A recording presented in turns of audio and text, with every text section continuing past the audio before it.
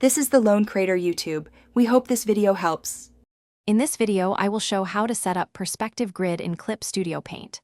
Open a new canvas, select the ruler tool, choose perspective ruler, and place vanishing points. Adjust grid density, toggle grid visibility, and lock the ruler to prevent accidental moves.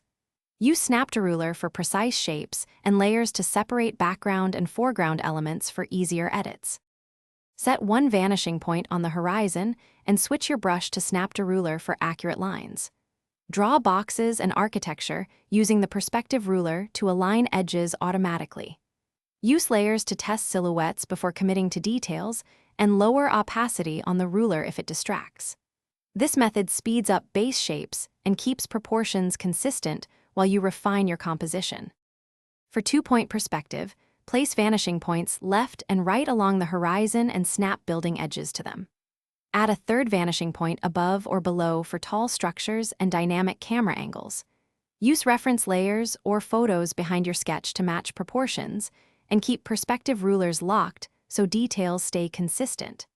This approach helps you draw believable urban scenes and foreshortened objects with less guesswork. Thanks for watching. Consider subscribing if we helped you.